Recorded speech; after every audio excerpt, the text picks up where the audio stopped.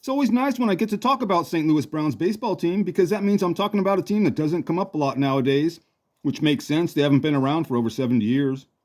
Today's player was drafted by the Browns but never played with them.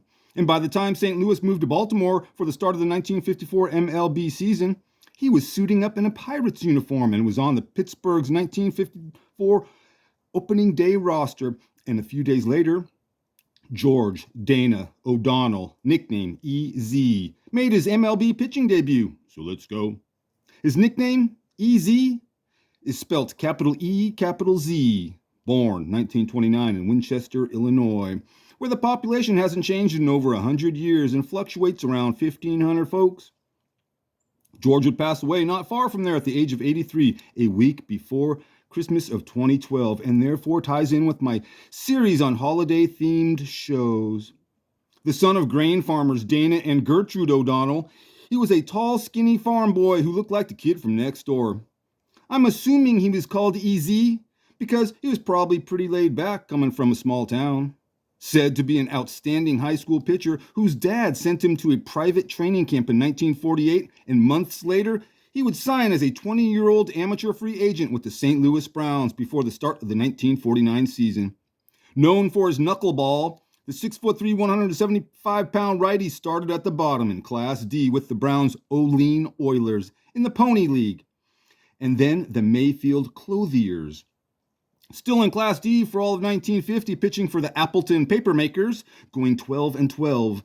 Then in Class B phase of the 1950 Rule 5 draft, Pittsburgh took George from St. Louis and put him on their Waco Pirates, where he played all of 1951 and led the big state league in victories, going 22-10, and then selected to the All-Star team. 1952 was split between Double-A New Orleans Pelicans, where he played with Dale Long, and Single-A Charleston Rebels for a combined record of 14-10 with an ERA well under 3. Pirates were bringing George O'Donnell up slowly, and he would start the 1953 in Triple-A, pitching for their Hollywood Stars in the Pacific Coast League, where he was 20-12, selected to the Pacific Coast League All-Star team, and then named PCL Rookie of the Year, while helping the Stars take the 1953 pennant. George was now on the road to the majors, and that starts with a big league spring training camp, which he did not attend, because his road took him to the doctor and was diagnosed with the mumps. For an adult, very serious and very painful.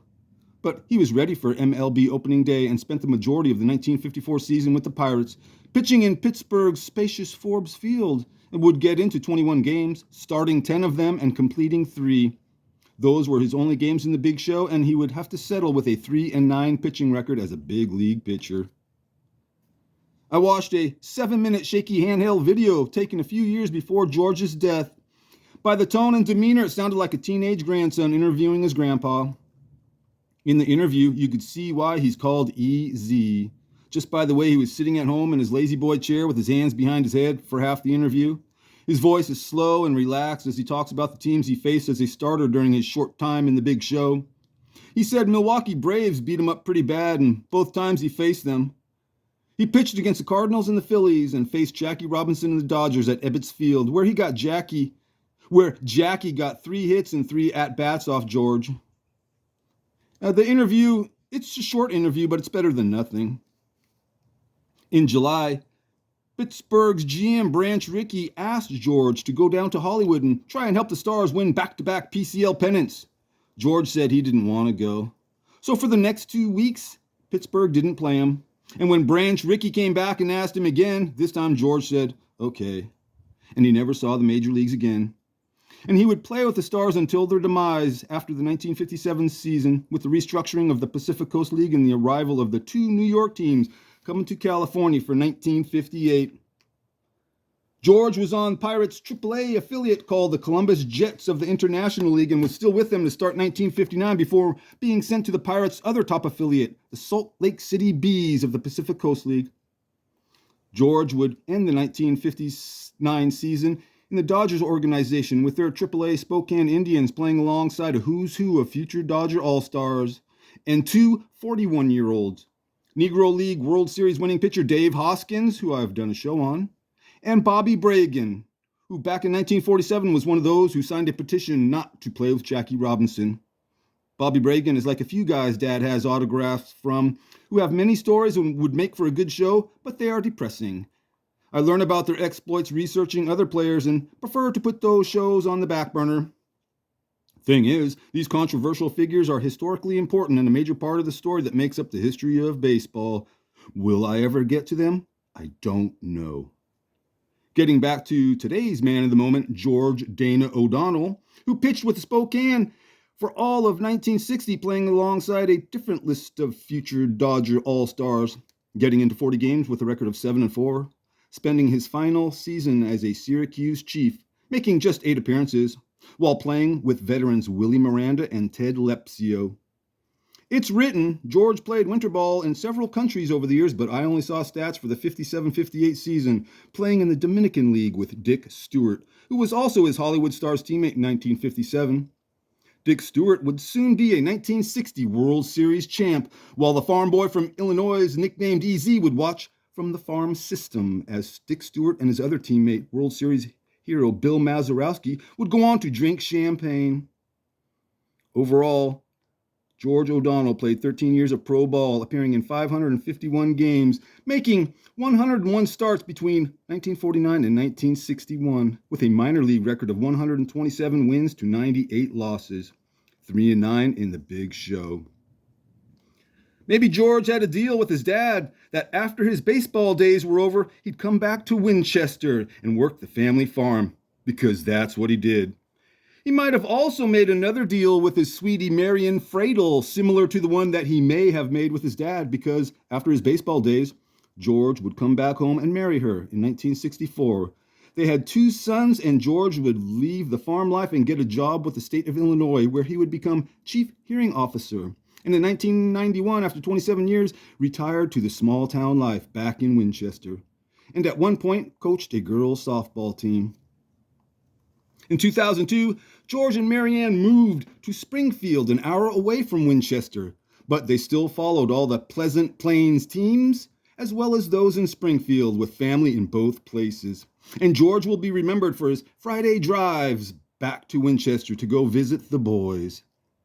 In this video I watched, George was asked the usual questions and talked about his MLB debut as a Pittsburgh Pirate back on April 18, 1954 at Phillies Connie Mack Stadium, coming into the game to start the 5th and would have a 3-up, 3-down inning, 2 groundouts and a pop fly, sitting down Hall of Famer Richie Ashburn, the big masher Earl Torgenson, and All-Star Willie Jones. Next inning, same thing, 3-up, 3-down, this time putting away 3 All-Stars, Del Ennis, Granny Hamner, and Johnny Wyrostek, all 3 on fly balls. George faced 5 batters in the 7th, giving up a hit and 1 run, but would sit down Richie Ashburn for the 2nd straight time before being replaced with a pinch hitter. When asked about the game today, George says he watches the Cubs only because they're on TV, which makes me think, like me, George probably didn't have cable TV. He also said, in his day, they didn't use batting gloves or wear chains around their neck, and except for a few in the outfield, nobody wore sunglasses. The final question to George was the typical one to end an interview with, which makes for a nice end to the video, but I prefer when they ask, what would you do differently? Or, what advice do you have to pass on? Instead, George was asked about his best baseball memory, and like many I've done shows on, whether they made it to the majors or not, almost all say what George said. I have fond memories. This is Pittsburgh Pirate George O'Donnell talking about his one and only big league home run. And what do I always say? One is better than none. George said, I hit a homer off Windy McCall of the New York Giants at the Polo Grounds in a game that I pitched 4 innings in relief and got credit for the win. So here we are, at the part of the show where I tell you, if applicable, how the player died. You never like to hear about a player spending his final days in a nursing home, but families are not always equipped to deal with the situation at home. Still beats dying by electrocution while at work like pitcher Bob Thorpe, or almost dying like Steve Dalkowski, a wino in an alley. But of course, that's no consolation for a family that has a loved one laying in a facility and not at home.